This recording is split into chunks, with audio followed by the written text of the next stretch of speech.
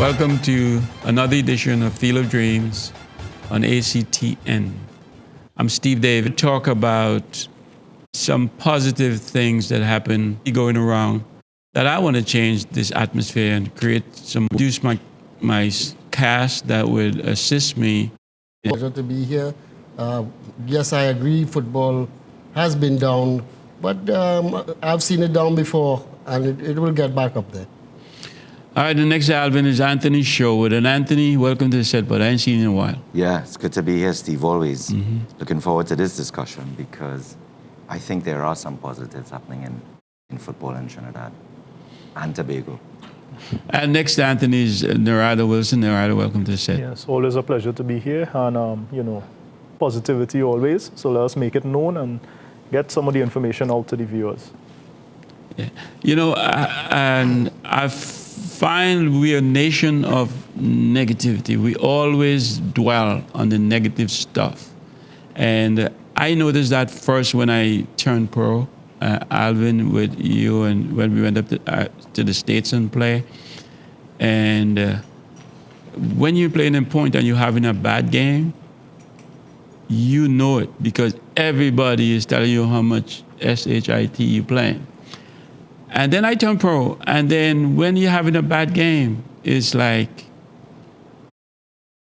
it's more silent. They know they're trying to pick you up, but in a more silent way. But when you're having a great game, there was a lot of good job, a lot of positive things happening. Different to what we do in Trinidad, I noticed. So I want to change this atmosphere, and the whole country is down on football right now with all the stuff that is going on. Let's interject some positive vibes into this. So I'm going to open it up, and let's just talk about some positive things that happen.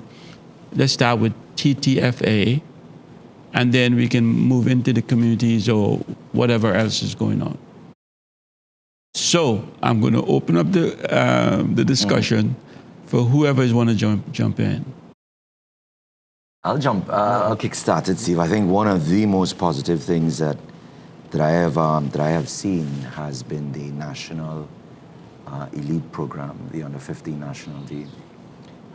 My boys had a chance to play that group not too long ago, and I have to say it's the first time in a very, very long time I was really, really impressed with a group of young players who were playing at a very, very high level.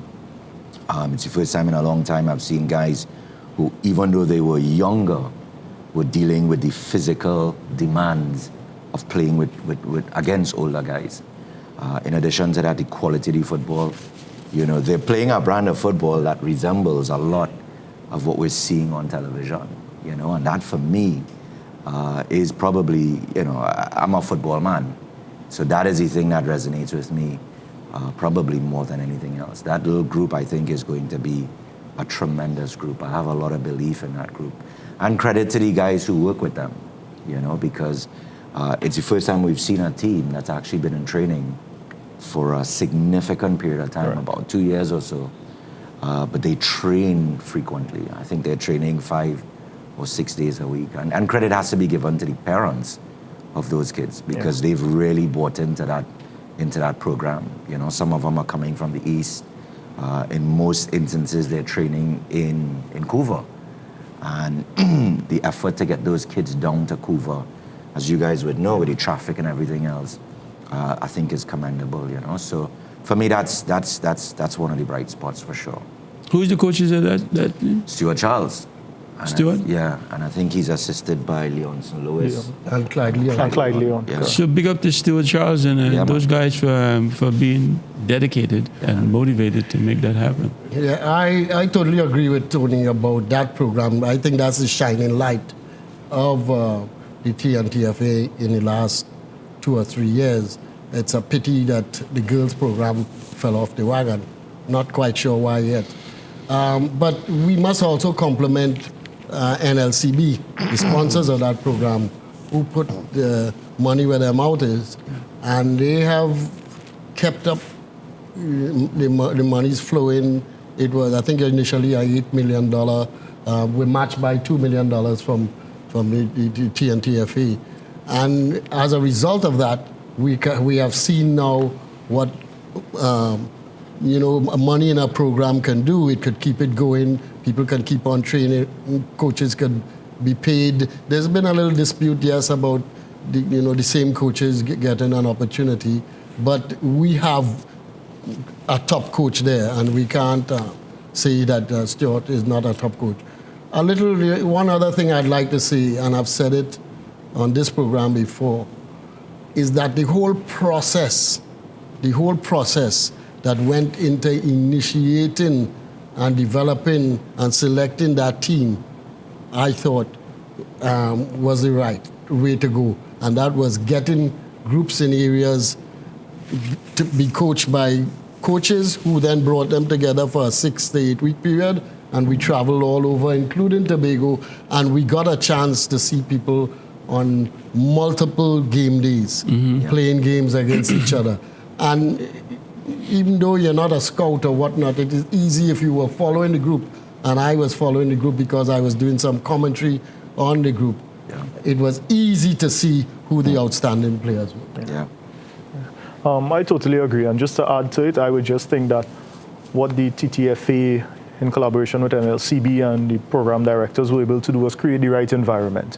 I think that is what has been lacking for football for a while. They got, the right environment for those kids to thrive. From the financial part of it, the commitment to the parents, the coaching quality. So it was everything that kids at that young age would probably see on television happening, because they are much more inclined to that. And they got that happening in their own backyard. And I think that is what happens. And you see them go on the field, and for me also, the coaching level, in terms of the playing level, the kids are actually, you see the natural talent shining. They haven't been taken away into some sort of system yet and, not harbor on their natural skill and traits. And you're just seeing some players that are fantastic, that in years to come, we expect much more to happen. Steve, those guys ran us, I kid you not. I mean, it was about 11 o'clock in the day, so right. The temperatures at that time of the day.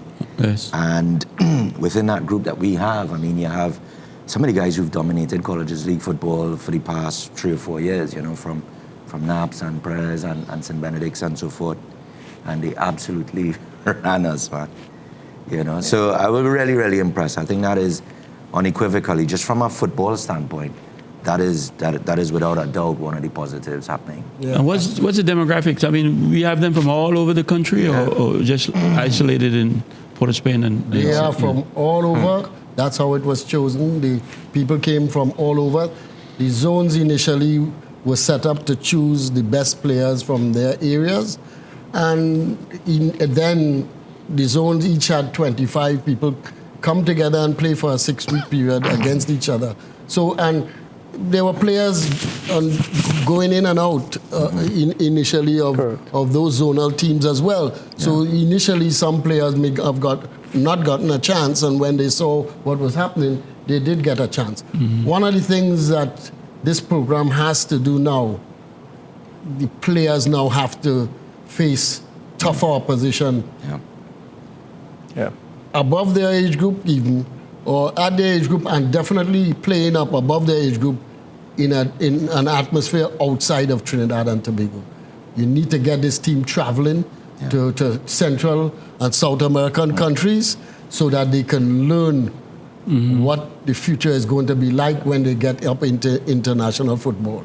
The US has been doing it for umpteen years on this side of the world. Canada is doing it as well, far less for the South American teams who have been doing it for a very long time. We in the Caribbean have got to do it. Jamaica has been doing it intermittently over the years. They've been taking groups down to Brazil and Costa Rica and elsewhere. So we need to get those players out, traveling and playing a series of games against tougher opposition. So we need another positive thing to happen, somebody to fund that. Yeah. Well, I think those boys have a tournament, a CONCACAF tournament. That should happen. Is it a little later this year? Yeah, I think it's in summer. In August. Yeah. So that will be their first real test, I suppose, because now you're possibly coming up against the likes of Mexico, US, Costa Rica, Panama.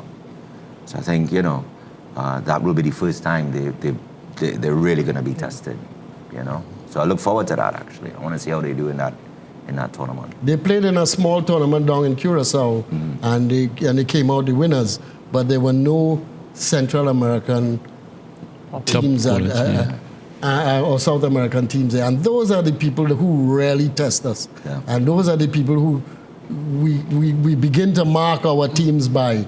Well, when you play against Caribbean teams, yes, but we should beat Caribbean teams. We're expected to beat Caribbean teams, although we haven't been doing it as consistently as we should have in recent past. But really, when you go up against the Central Americans and the South Americans in this region, and the North Americans as well, that is the true test of how good you are. You know what is another positive thing that happened to our football, and it big 180 and became negative?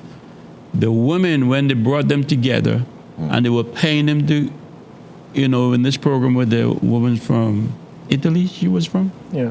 Mirage. Okay, Mirage. the Italian woman, and they were paying them and they had them together, and then that fall.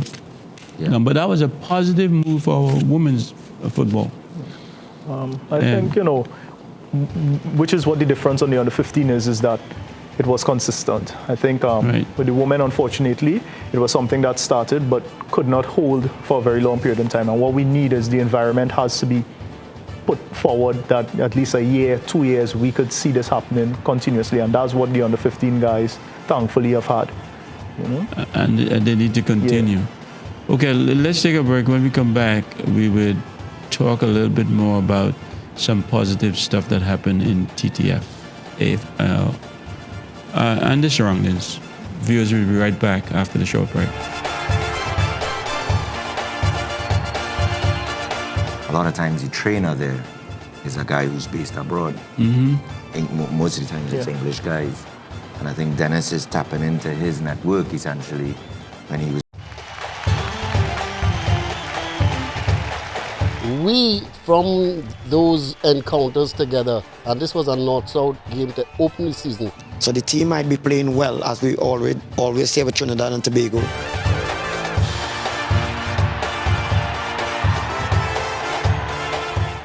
Futsal did that great for me. Okay, hey everybody. Welcome to another edition of Field of Dreams and Ace.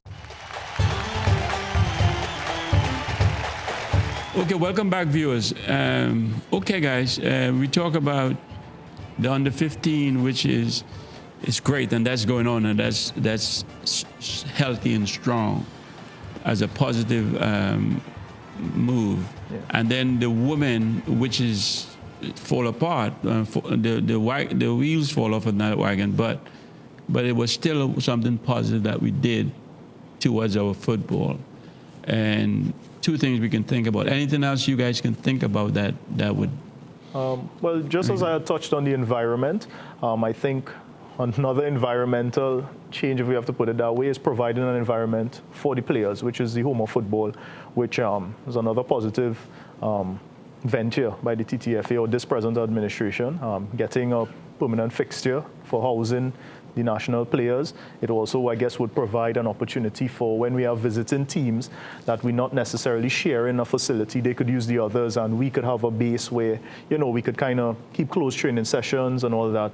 And these guys don't necessarily have to be traveling long distances. They could actually be housed there and have proper facilities.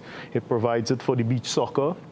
I think there's some artificial turfs. That would be their training facilities for multiple teams. So I think that is a good move that we would see the benefit in a few years, because the likes of Suriname and some of the other, I guess, South American and maybe Caribbean and even Central American countries, Costa Rica included, have had these facilities for some time, and we're seeing the results.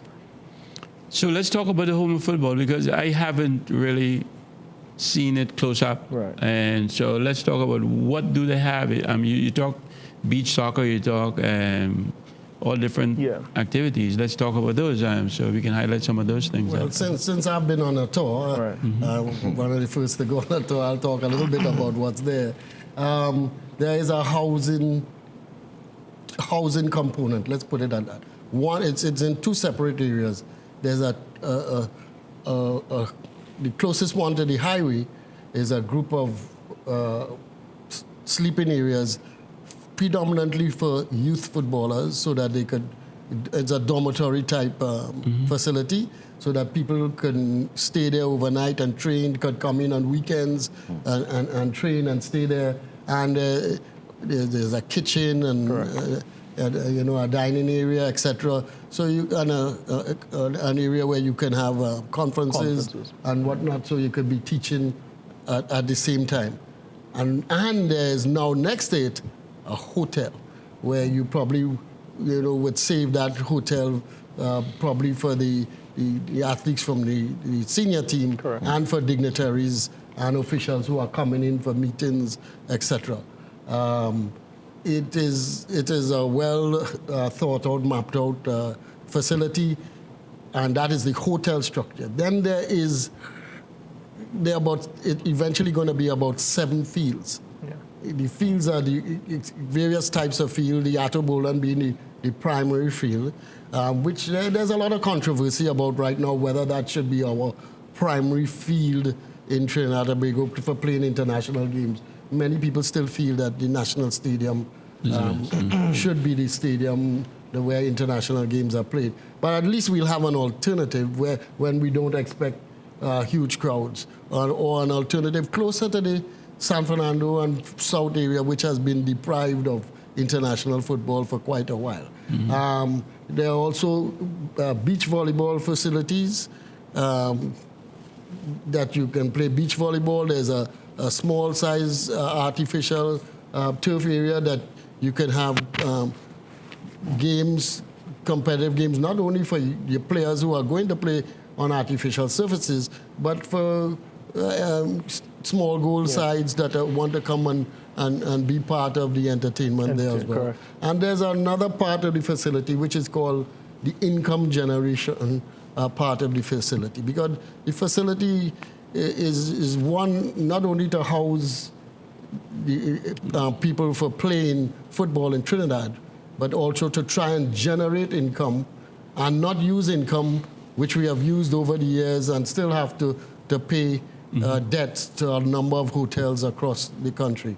And so the income generation, the hotel facility will also income generate, but there are bar facilities where you can have conferences, facilities where you can have dances and whatnot. So you can use that area to have fetes, etc., with a bandstand, etc. So there's an income generating facility. The biggest problem I see going forward with that facility is we certainly need sound management of that facility. Sound management and professional management of that facility, or else I could see it going down the drain. Because I would imagine it's going to cost a lot of money to run a facility of that nature. So, as Doc said, I mean, you've got to have a staff that is familiar with running an operation of that nature. I mean, there's so many expenses that exist, as it is. Electricity, water, maintain the staff, grounds, all of the that. artificial turf is all not of those something things. cheap. I mean, whether you're at full occupancy in your hotel or not, I mean, I It's imagine operating. there's going to be a staff there that has to be paid, So, looking forward to see how that works out. I think it's supposed to open fairly soon, if I'm not mistaken. I was about to ask that. What is the timetable on that kicking off, and is it in operation yet? Well, as far as I know, the latest I have heard, it was supposed to be the end of April. Correct. But there are problems, I think some minor problems because of other problems that have happened with the TNTFA with some of the equipment that is supposed to be done to finish it up. And so I haven't heard a new date, but perhaps maybe like how we thought that the hospital in Central would be open in November, maybe they bring it up in July, or bring it up in a phase basis. Narada would know. Narada is close to... There has been some delays, but I think at least from the team's sort of side of it, I think some of the teams have benefited from the facility. We have the beach football team that is presently in competition, and they were fortunate enough to have some of their trainings at the facility. So I think it's, the hotel, there's been some tours. I know most of the equipment and the appliances and stuff are there. But I think especially for the bar area and stuff, there are some things that still have to be, I guess, commissioned, if we want to put it that way, before the official opening is. But I believe before mid-year, I know it's been pushed back constantly, but I think it's not too far off being open. Because that's a positive agenda that can turn Correct. itself right back into a negative It's correct. if it does Very not correct. True. get off and run. So But we have to- as Tony and Doc alluded to, the management is the key issue in that, because we could open today and 2 months from now, nothing. So we have to ensure that when we open it, it also has the right people there to run it, to ensure that it constantly generates income. So hope you don't have a big white elephant just sitting there and you drive by and it says that was supposed to be the home of football. One thing we know, it wouldn't be white. Okay, so we got two good or three positive things so far. What else have we done in football? Let's say that is a positive move. I'd like to bring up something that I think we've done because I didn't expect it to happen. One of the plans that when I was part of the technical committees over the years is that we always wanted to make sure that on every single FIFA date that the Trinidad national team played. Yeah. Because of the nature of where the professional players are now, and you don't have them like Gally Cummins had them before, Right. all in Trinidad and Tobago and training with each other. We have, as I've said before, easily over 30, 35 professional players playing abroad, and you want to see those players over a period of time. You're keeping in touch with their leagues and whatever you want. And on FIFA playing days, the only days that teams are obligated, talking about club teams abroad, are obligated 5 days before to send their players. Right. We have had, for the most part, except I think on one occasion, where we did not play recently, since Lawrence has been here, we've been playing sometimes one, sometimes two games on a FIFA training period. And that is a plus. Yeah. Because in the past, sometimes Trinidad has not played for 6 months. Yeah. And we have had some fairly decent games because unfortunately, we had to travel for all those games because of the financial situation that the TNTFA is in. And these games are, played abroad, which I am aware brings also some financial reward to us. So it's important that we continue to try and play as many games as we can on those FIFA dates. I see recently in preparation for the Gold Cup, we have now added Canada in place of the Venezuelan game. Now, there's still a lot of talk going on of whether we should have played Venezuela or we shouldn't have played, or where we should have played them. The important thing is it's not easy for Trinidad to get games. Yeah. games, and if we are getting games, especially against teams above 75 in the FIFA rankings, we should play them. Yeah. So and also as you on that, I now came to my memory. We have a lot of equipment. We have a lot of great, sophisticated, high-tech equipment like the vests that these guys wear when they're training to monitor the output. GPS, yeah. And I wonder if we really keep up with that kind of stuff. I wonder if we ever really check to see if people are trying to cheat on us with these vests and stuff. Do you know? Yeah, I mean, I think a big part of that, quite frankly, has been Dennis. Dennis, yeah. If you ever look at the staff that's preparing the national team, a lot of times the trainer there is a guy who's based abroad. Most of the times it's English guys. And I think Dennis is tapping into his network, essentially, when he was based in England with Everton, to bring in some of these guys, you know. So I've always heard really good things about the guys who are being brought back, in essence, to work with the team, you know, when they're preparing and so forth for games. So it sounds like that part of it is well sorted. Well, they always wear the vest. I always see them with it. Yeah. But is anybody monitoring? They put it on just for show? Yeah, from the knowledge that I have, you know, I think Dennis, you know, it's something that he's been trained for. He's been in that environment for a very long time, you know, when he's in Europe. So it's something that is essential to his program. You know, it's he constantly, I've had talks with him where he could tell you what these guys, where they're performing at in comparison to who, and could ensure why they having the output that they have. He really is, he is into the technology side of the football. So I think the guys also have bought into it. So it's not even, it's expected of them now. And those that don't perform, sometimes you may not see their name and there's a reason behind it. So I think it's something that is in the football DNA right now in Trinidad and Tobago. Okay, let's take a break. When we get back, we will pick up where we left off. The concern or would be always that how long do these leagues run? Because you give people hope for a month or two, and then, you know, you kind of release them back into whatever situation they were in prior to that. However, it's a positive move because without doing something, then nothing could be done.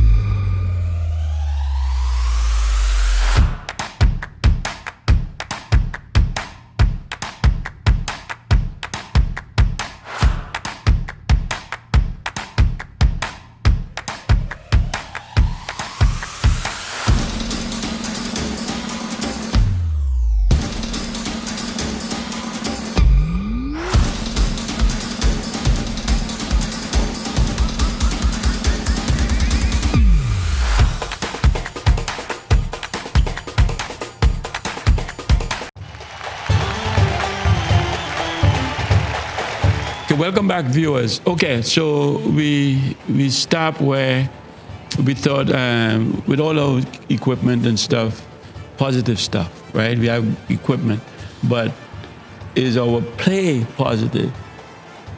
And maybe not, but we're not going to go down that road for right now. Let's talk about some other things in the community that has happened. For example, the programming point with the CFL, they call it the Community Football League, and then the commissioner have. So let's talk about some of these things in a positive way. I think in a positive way, just started to get the ball rolling. Because we've seen from the professional side of football, or some of the activities in football kind of being on pause right now. I think the community leagues have been positive because they've kind of become vibrant. They've kind of filled the gap in the void that is missing in constant football play, whether at league, professional level. So I think what it shows is that communities stepped up to fill the void in football, which is a positive for Trinidad and Tobago because everyone is yearning for some level of football in the country. So we saw a lot of players who were either on break, out of contract, you know, not playing regularly, not aligned with any clubs, playing in some of these community leagues and getting a lot of persons coming out to support it. So I think for me, the community stepping up, that was a positive in football. Are you aware of? Yeah, I didn't attend the one in Point, but I saw the pictures and the videos, and you know that is something has been missing in football for a very long time. So it was good to see that they came out and bought into that and supported the players especially. Yeah, I mean, I got up and left the house and went up to Mahiker, and the atmosphere was tremendous, man. And just the community, the Gonzal and the Mahiker and the Fanny Village, and everybody come out and support the event. That was unbelievable. It's somewhere to go on a Friday and Saturday night as well. And I think or Sunday. I think Sandy Grande even had one that they pushed that had a lot of supporters as well turn up. So you're really seeing it being support. The community is really stepping up to fill that void. I don't know if the community leagues have always been crowd drawers, and people have always said we should be playing in community. A few years ago, however, we saw an increase in the violence and the crime coming along with the football. And that detracted a little bit from the kind of support that community leagues got. And I hope that community leagues stay clean and we don't get back to some of the violence creeping into the games. We've had it sporadically, as we've had with the referee down in Labre a year or two ago. Yeah. But we have to be wary of the crime increase around football in the community leagues. Well, what do you guys think about the Commissioner Cup that the police service is trying to push?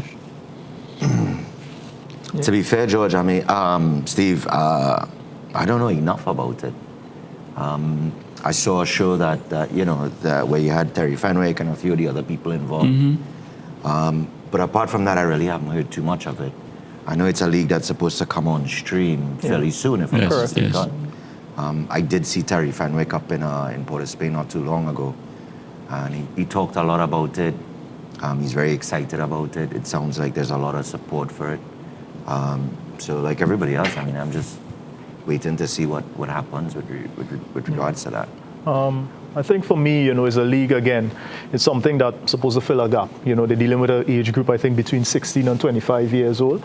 Not necessarily professional players, so it's probably going to deal with guys who, young guys in the communities. Anybody could come together, make a team, once the police service and you register and all of that. So again, it's filling a void. The concern would be always that how long do these leagues run? Because you give people hope for a month or two, and then you kind of release them back into whatever situation they were in prior to that. However, it's a positive move because without doing something, then nothing could be done. So I think it's a step in the right direction.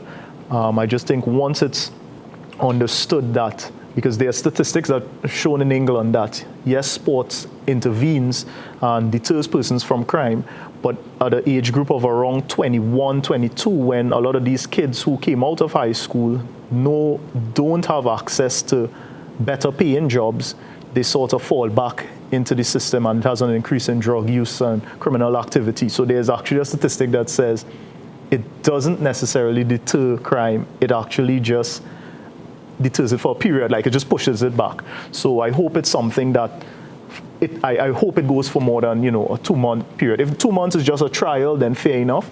But I hope it's something that could be extended for a longer period of time. How about let's offer some suggestions into what we can do to continue in this positive mode.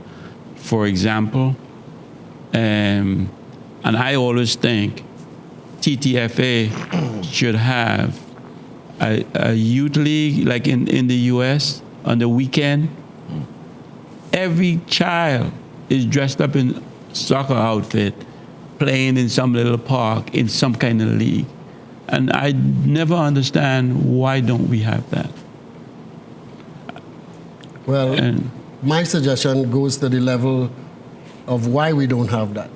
Because we need to train, and this is where I think the TNTFA could get involved in training people how to organize clubs, how to be secretaries, how to be treasurers, how to be managers in clubs, and how to be organizers of leagues.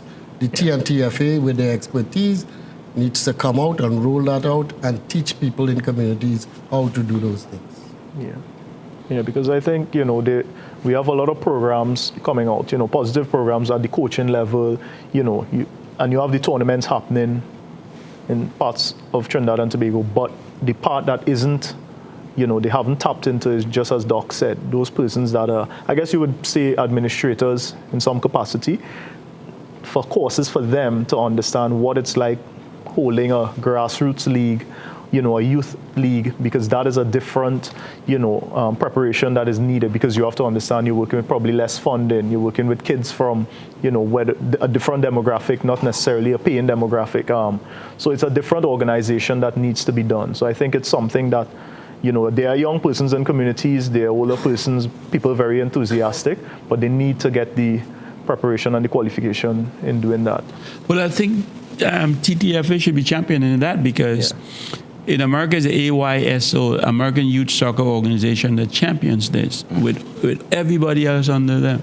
They're running this. So somebody has to champion this, and then we could have the one in Point or in Guaya or in San Fernando or in Port Spain, and then the whole country playing football. I mean, that should not be a hard thing to do. Yeah.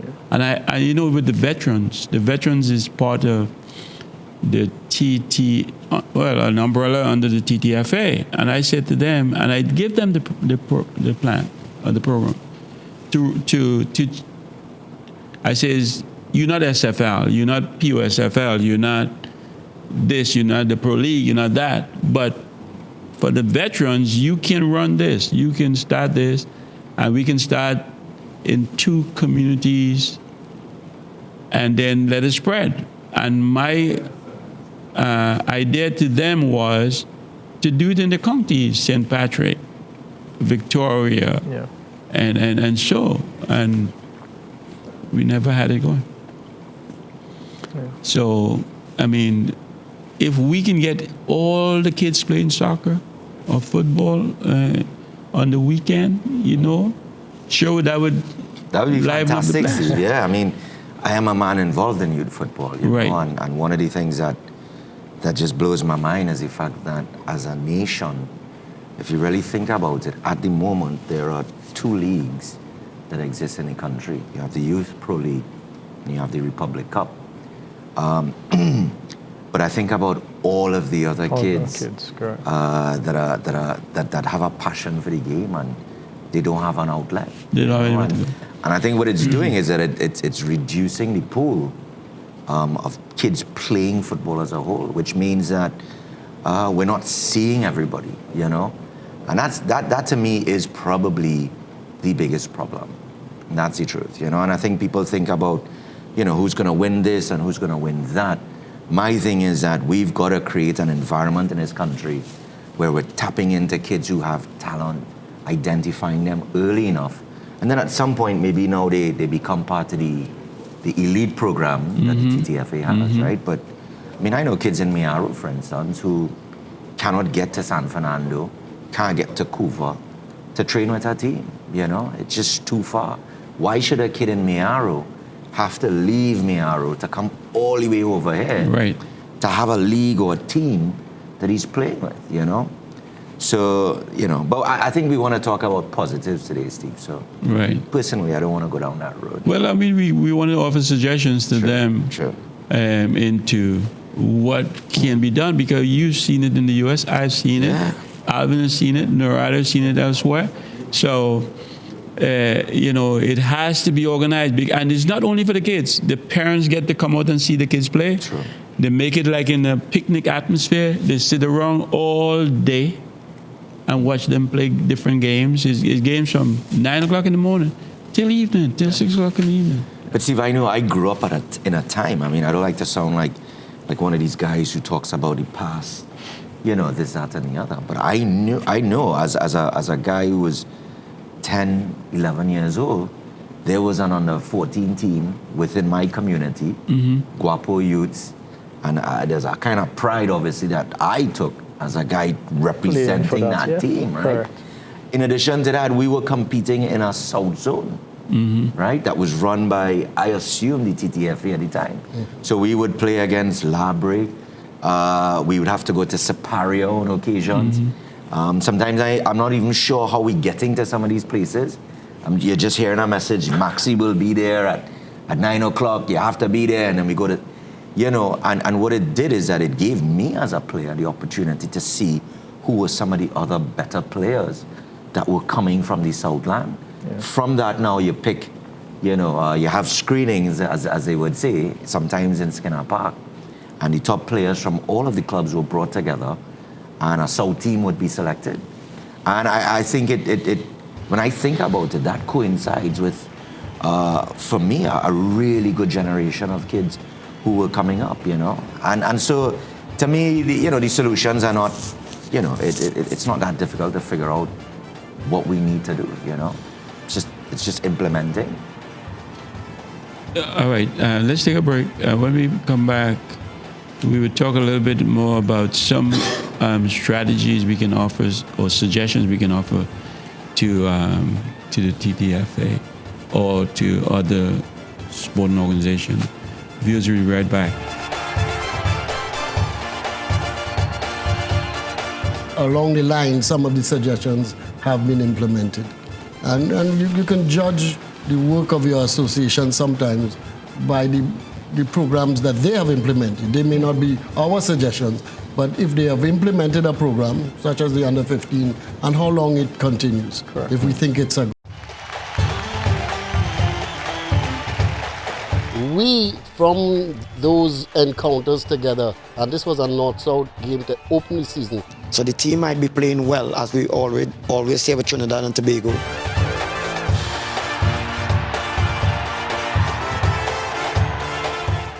Futsal did that great for me. Okay, hey everybody. Welcome to another edition of Field of Dreams on ACTN. My name is Steve David. I'm your host. Okay, welcome back, viewers. Yeah, guys, so let's continue to offer some kind of suggestive solutions to some of our issues that that come about, and society now is changing in so many ways. I mean, when we used to hustle a ride to go play, they don't do that anymore. But everybody have a car, so the parents have to get involved. Or we used to drink water out of the pipe. Now everybody needs a bottle of water. So tell me, I mean, come on, we have to make sure the kids get into the discipline part. You know, that is a form of discipline. It is.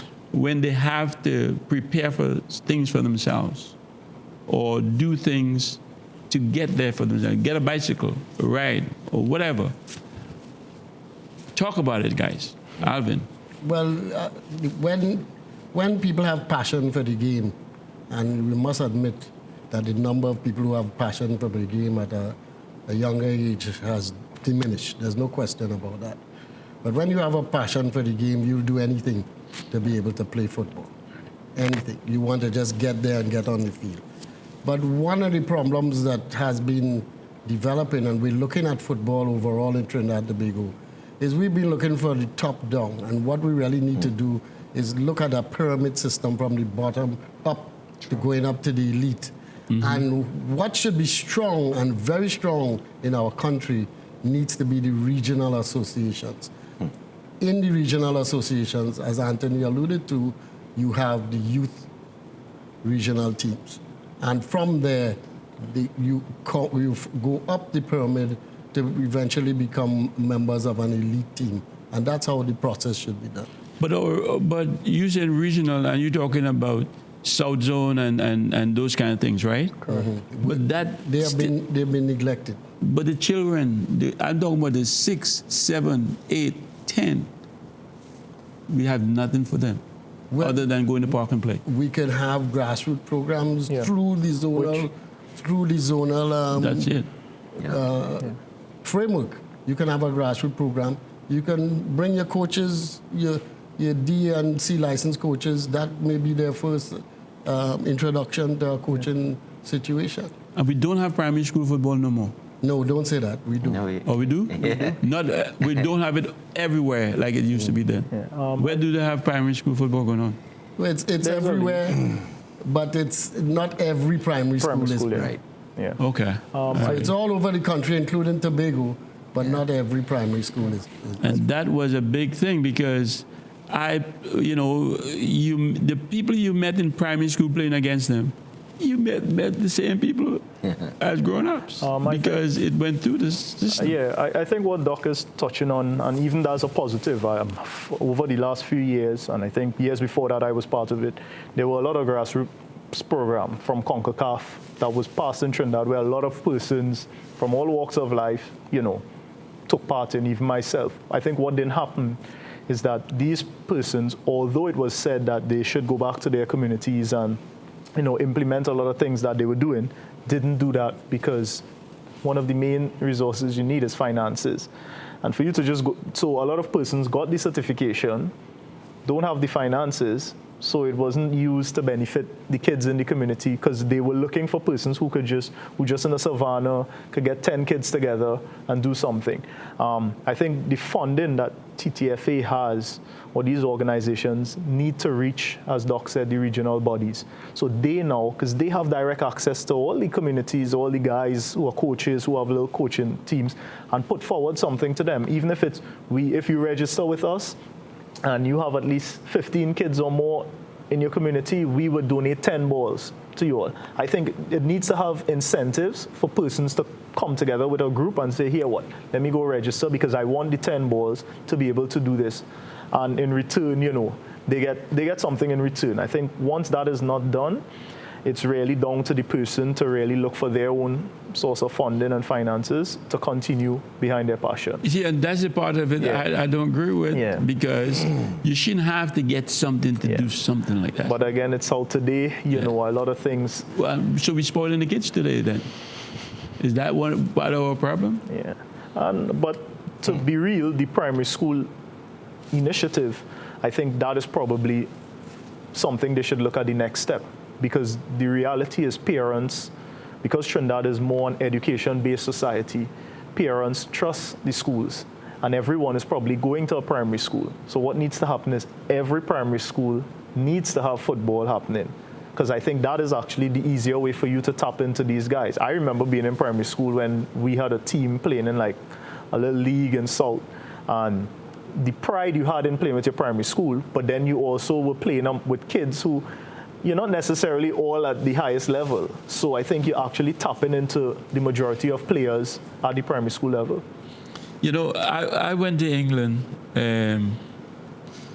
with Leicester, and we go to first day of training and stuff, and we come in, it's always muddy because, so you take off and I'm ready to go under the pipe like I used to do in Trinidad and clean my boots. I said, no, you just leave it right there.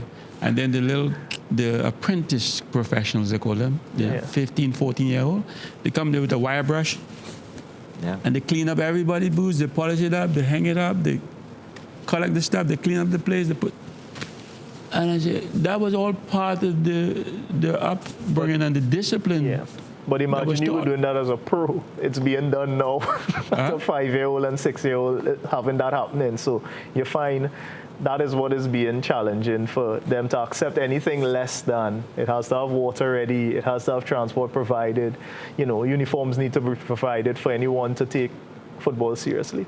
And if you come to the ranks, it was so fascinating to take your brother or your neighbor bag when they go in and put it, like as a kid, and put it on your back and go in with them, and then until your turn comes when some of the kid is doing that. I mean, these are things that motivate you to get there. As Doc and Tony alluded to, we do a top-bottom approach. So, for example, which is something a lot of people don't take into consideration, our primary school league finals is played at a national stadium.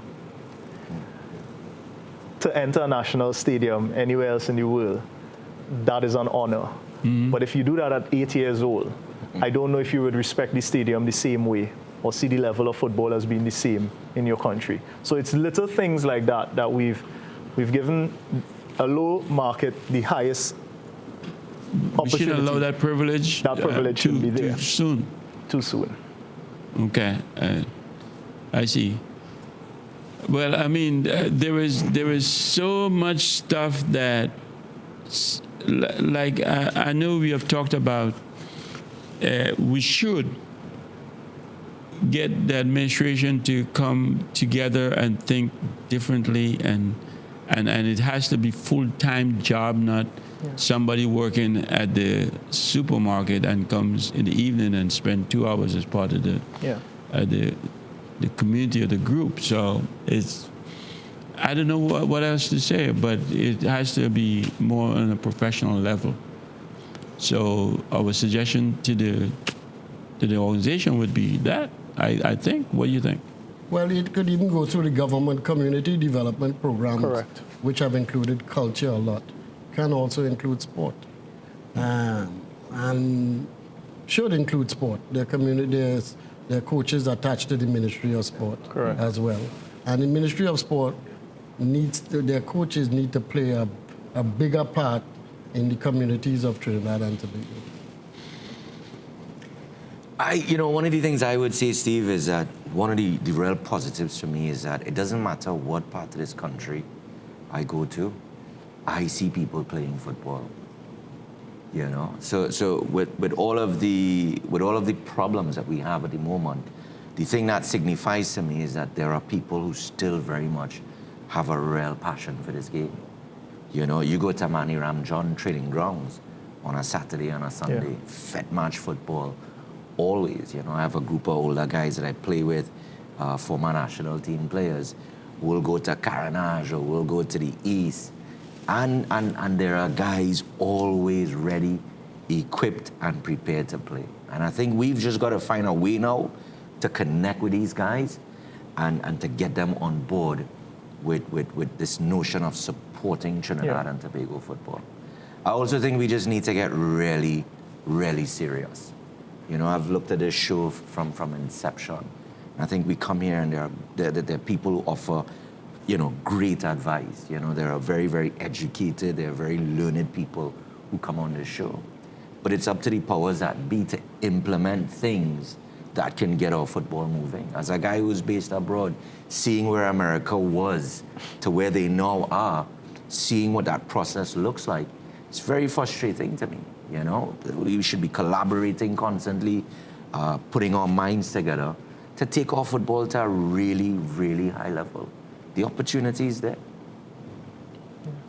Any closing remarks? I totally agree. I think the human resource is still very much vibrant in football. And we just need to highlight more of the positives for them to buy back into it full time, because I think they've been shaken a bit. But as Anthony said, we're still playing it, so it means all hope isn't lost. So we just need to provide the right environment. Alvin? Programs like this, where suggestions are being made, we need to see if along the line some of the suggestions have been implemented. And you can judge the work of your association sometimes by the programs that they have implemented. They may not be our suggestions, but if they have implemented a program, such as the Under 15, and how long it continues, Correct. if we think it's a good program. So we're constantly evaluating the people who have been given the mandate to carry out the administration in this country. Okay. All right, viewers, the biggest positive we have is football is still the #1 sport in this country, as you heard the guy say. So we can continue to move and continue to do things in the right way. Guys, I want to thank you guys so much for being here. I appreciate you so much, and thank you. ACTN, thank you for giving us the opportunity to bring this to our viewers. Viewers, thank you for tuning in every Monday night, and we do repeat on a Tuesday at 1 o'clock. You can check us out. Facebook page, it's always there for you to go and check us out, and we do have an email address, fieldofdreamstt@gmail.com. You can drop us a line. The show is ended. Go in peace. My name is Steve David. Good night.